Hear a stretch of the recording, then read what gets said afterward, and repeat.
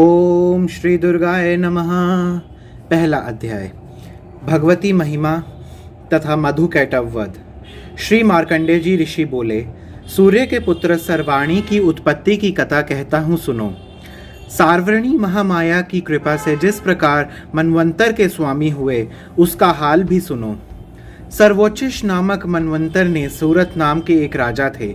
सारी पृथ्वी पर उनका राज था। वह प्रजा को अपने पुत्र के समान मानते थे, तो भी कोलों के विरोधी राजा उनके शत्रु बन गए। राजा सूरत की उनके साथ लड़ाई हुई।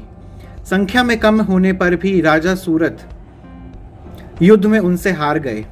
तब वह अपने नगर में आ गए। केवल नगर का ही राज्य उनके पास रह गया था और वह उसी का राजा होकर राज्य करने लगे, किंतु शत्रु ने उन पर वहां भी आक्रमण कर दिया। राजा को बलहीन देखकर उसके दुष्ट मंत्रियों ने राजा की सेना और खजाना अपने अधिकार में कर लिया। राजा सूरत अपने राज्याधिकार को हराकर शिकार के बहाने घोड़े पर सवार होकर एक भयंकर वन में चले गए। उस वन में उन्होंने महर्षि मेधा का आश्रम देखा। वहां महर्षि मेधा अपने शिष्यों तथा मुनियों के मध्य बैठे हुए थे। वहां कितने ही हिंसक जीव परम शांति भाव से रहते थे। राजा सूरत ने महर्षि मेधा को प्रणाम किया और महर्षि ने भी उनका उचित सत्कार किया। राजा सूरत महर्षि आश्रम में कुछ समय ठहरे, परंतु अपने नगर की ममता के आकर्षण से राजा अपने मन में सोचने लगे, पूर्व काल में पूर्वजों ने जिस नगर का पालन किया था, वह आज मेरे हाथ से निकल गया है। मेरे दुष्ट एवं दुर्वात्मा मंत्री मेरे नगर की अधर्म से रक्षा कर रहे होंगे या नहीं? मेरा प्रधान हाथी, जो कि सदा मद की वर्षा करने वाला और शूरवीर था, मेरे वैरियों के वश में रहकर ना जाने क्या क्या दुख भोग रहा होगा। मेरे आज्ञाकारी नौकर, जो मेरी कृपा से धन और भोजन पाने से सदैव सुखी रहते थे, अब निश्चय ही दुष्ट राजाओं का अनुसरण करते रहते होंगे। मेरे दुष्ट एवं दुर्वात्मा मंत्री द्वारा व्यर्थ ही धन को व्यय करने से संचित किया हुआ मेरा खजाना एक दिन अवश्य खाली हो जाएगा। इस प्रकार की बहुत सी बातें सोचता हुआ राजा निरंतर दुखी रहता था। एक दिन राजा सूरत ने महर्षि मेधा के आश्रम के निकट एक वैश्य को देखा। राजा ने उससे पूछा, भाई तुम कौन हो? यहाँ तुम्हारे आने का क्या कारण है? तुम मुझे शोकाग्रस्त और अनमने से दिखाई देते हो, इसका क्या कारण है? राजा के यह नम्र वचन सुनकर वैश्य ने महाराज सूरत को प्रणाम करके कहा, राजन, मेरा नाम समाधि है। मैं धनियों के कुल में उत्पन्न एक वैश्य हूँ। मेरी स्त्री पुत्र आदि ने मेरा सब धन छीन लिया है और मुझे घर से निकाल दिया है। मैं इस तरह से दुखी होकर इस वन में चला आया हूँ और यहाँ रहता हुआ मैं इस बात को भी नहीं जानता कि अब घर में इस समय सब कुशल मंगल है या नहीं। यहाँ मैं अपने परिवार का कोई समाचार भी नहीं पा सकता कि वह इस समय सब कुशल पूर्वक हैं या नहीं। मैं अपने पुत्रों के संबंध में यह भी नहीं जानता कि वह सदाचारी हैं या दुराचार में फंस गए हैं। राजा बोले, जिन धन के लोभी स्त्री पुत्रों ने तुम्हें घर से निकाल दिया है, फिर भी तुम्हारा चित्त उनसे क्यों प्रेम करता है? वैश्य ने कहा, मेरे विषय में आपका ऐसा कहना ठीक है, किंतु मेरा मन इतना कठोर नहीं है। यद्यपि उन्होंने धन के लोभ में पड़कर और पितृ स्नेह को त्याग कर मुझे घर से निकाल दिया है, फिर भी मेरे मन में उनके लिए कठोरता नहीं आती। हे महामते, मेरा मन फिर भी उनमें क्यों फंसा रहता है, इस बात को मैं नहीं जान रहा। मेरा चित्त उनके लिए दुखी है। मैं उनके लिए लंबी लंबी सांसें ले रहा हूँ। उन लोगों में प्रेम नाम को नहीं है, फिर भी ऐसे स्त्रियों ने मेरे हृदय कठोरता नहीं आती। इसके पश्चात महाराजा सूरत और समाधि वैश्य दोनों महर्षि मेधा के समीप गए। महर्षि को नमस्कार करके दोनों ने वार्ता आरंभ की। राजा बोले, हे भगवान, मैं आपसे एक बात पूछना चाहता हूँ, सो आप कृपया करके मुझे बताइए। मेरा मन मेरे अधीन नहीं है, इससे मैं बहुत दुखी हूँ। राज्य धनादि की चिंता अभी तक मुझे बनी हुई है। मेरी यह ममता अज्ञानियों की तरह बढ़ती ही जा रही है। महाराज, यह समाधि नामक वैश्य भी अपने घर से अपमानित होकर आया है। इसके स्वजनों ने भी इसे त्याग दिया है। स्वजनों से त्यागा हुआ यह उनसे हार्दिक प्रेम रखता है। इस तरह हम दोनों ही दुखी हैं। उन लोगों के अवगुणों को देखकर भी हम दोनों उनके मन में के लिए ममता जनित आकर्षण उत्पन्न हो रहा है। ऐसा क्यों है? अज्ञानी मनुष्यों की तरह हम दोनों में यह मूर्खता क्यों है?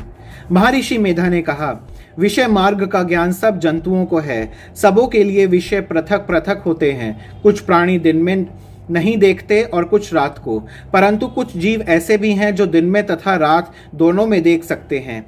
यह सत्य है कि मनुष्य में ज्ञान प्रधान है, किंतु केवल मनुष्य ही ज्ञानी नहीं होता, पशु पक्षी भी ज्ञान रखते हैं। जैसे यह पशु और पक्षी ज्ञानी हैं, वैसे ही मनुष्य को ज्ञान है, और जो ज्ञान मनुष्य में है वैसा ही पशु पक्षियों में। इन पक्षियों की ओर देखो, अपने भूख से पीड़ित बच्चों की चोंच में कितने प्रेम से अन्न के दाने डालते हैं। हे राजन, ऐसा ही प्रेम मनुष्य अपनी संतान के प्रति पाया जाता है। लोभ के कारण अपने उपकार का बदला पाने के लिए मनुष्य पुत्रों की इच्छा करते हैं और इस प्रकार मोह के गड्ढे में गिरा करते हैं। भगवान श्री हरि की जो माया है, उसी से यह संसार मोहित हो रहा है। इसमें आश्चर्य की कोई बात नहीं है। यह माया ही तो है जिसके कारण संसार मोह में जकड़ा हुआ है। यही महामाया भगवती ज्ञानियों के चित्त को बलपूर्वक खींचकर मोह में डाल देती है, और उसी के द्वारा संपूर्ण जगत की उत्पत्ति अनेक प्रकार से होती है। यही भगवती देवी प्रसन्न होकर मनुष्य को मुक्ति प्रदान करती है। यही संसार के बंधन का कारण है तथा संपूर्ण ईश्वरों को भी स्वामिनी है। महाराज सूरत ने पूछा, भगवान, वह देवी कौन सी है जिसको आप माया कहते हैं? हे ब्राह्मण, वह कैसे उत्पन्न हुई और उसका कार्य क्या है? उसके चरित्र कौन कौन से हैं? प्रभो, उसका जैसा प्रभाव हो, जैसा स्वरूप हो, वह कृपया करके मुझसे कहिए, मैं आपसे सुनना चाहता हूँ। महर्षि मेधा बोले, राजन, वह देवी तो नित्य स्वरूपा है। उसके द्वारा यह संसार रचा गया है, तब भी उसकी उत्पत्ति अनेक प्रकार से होती है। वह सब आप मुझसे सुनो। वह देवताओं का कार्य सिद्ध करने के लिए प्रकट होती है।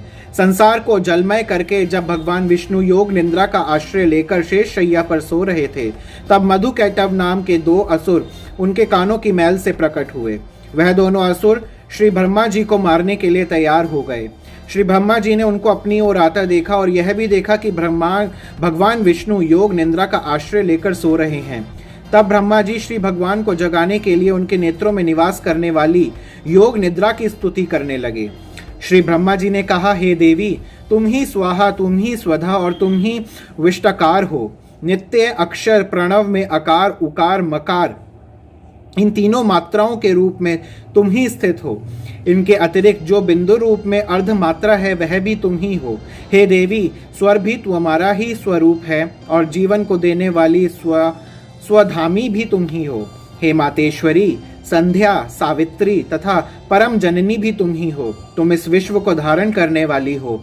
तुमने ही इस जगत की रचना की है और तुम ही इस जगत का पालन करने वाली हो, और तुम ही कल्प के अंत में सबको भक्षण करने वाली हो। हे देवी, जगत की उत्पत्ति के समय तुम सृष्टि स्वरूपा होती हो और पालन काल में स्थिति में रूपा और कल्प के अंत में संहार रूप धारण कर लेती हो।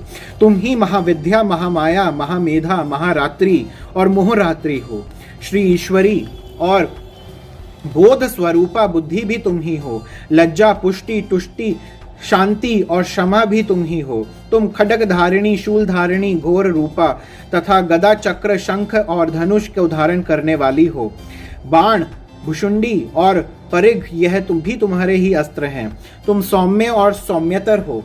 यही नहीं, बल्कि जितनी भी सौम्य तथा सुंदर वस्तुएं हैं, उन सबसे बढ़कर सुंदर तुम हो। पर और अपर तथा सबसे पहले रहने वाली परमेश्वरी शक्ति भी तुम ही हो। हे सर्वस्वरूपे देवी, तुम्हारी स्थिति कौन कर सकता है? इस संसार की सृष्टि, पालन और संहार करने वाले जो भगवान हैं, उनको भी तुमने जब निद्रा के वशीभूत कर दिया, तो फिर तुम्हारी स्तुति कौन कर सकता है? मुझे भगवान विष्णु तथा भगवान शंकर को शरीर धारण कराने वाली तुम ही हो। तुम्हारी स्तुति करने की शक्ति किसमें है? हे देवी, तुम अपने उदार प्रभावों के कारण ही प्रशंसनीय हो। इस प्रकार की स्तुति करते हुए ब्रह्मा जी ने प्रार्थना की, हे देवी, मधु और कैटव जो भयंकर असुर हैं, इन्हें तो मुंह में डाल दो और श्री हरि भगवान विष्णु को जल्दी जगा दो। हे देवी, भगवान में इनको मारने की प्रेरणा भी आप उत्पन्न करो। महर्षि मेधा ने आगे कहा, हे राजन, जब ब्रह्मा जी ने देवी के इस प्रकार स्तुति करके भगवान को जगाने तथा मधु और कैटव को मारने के लिए प्रार्थना की, तब वह देवी भगवान श्री विष्णु के नेत्र, मुख, नासिका, बाहु, हृदय और वक्ष स्थल से निकलकर ब्रह्मा जी के सामने खड़ी हो गई। उनका ऐसा करना था कि भगवान श्री हरि तुरंत जाग उठे और दोनों असुरों को देखा, और वे असुर अत्यंत बलवान तथा पराक्रमी थे। मारे के क्रोध के वे उनके नेत्र लाल हो रहे थे और वे ब्रह्मा जी को वध करने के लिए तैयार थे। तब क्रुद्ध होकर भगवान उन दोनों दुरात्माओं असुरों के साथ पूरे 5000 वर्ष तक लड़ते रहे। एक तो वह अत्यंत बलवान तथा पराक्रमी थे, दूसरे मोह माया ने भी उन्हें मुंह में डाल रखा था। वह असुर भगवान से कहने लगे, हम दोनों तुम्हारी वीरता से अत्यंत प्रसन्न हैं, तुम हमसे कोई वर मांगो। भगवान ने कहा, यदि तुम मुझ पर प्रसन्न हो और अब तुम मेरे हाथों से मर जाओ, बस इतना सा ही वर मैं तुमसे मांगता हूँ। मधु और कैटव ने चारों ओर जल ही जल देखा। योग माया से प्रेरित उन दैत्यों ने भगवान विष्णु से कहा, जहाँ पर जल ना हो, सूखी जमीन हो, उसी जगह हमारा वध कीजिए। तथास्तु कहकर भगवान श्री हरि ने उन दोनों को अपनी जांघ पर लिटाकर उन दोनों के मस्तक अपने चक्र से काट डाले। अंत में महर्षि मेधा ने कहा, जिस तरह यह देवी ब्रह्मा जी के स्तुति करने से प्रकट हुई थी, अब मैं तुमसे उसके प्रभाव का वर्णन करता हूं, सो ध्यान पूर्वक सुनो। इति मधु कैटव वध नाम पहला अध्याय समाप्तम। ओम श्री दुर्गाय नमः। ओम श्री दुर्गाय नमः।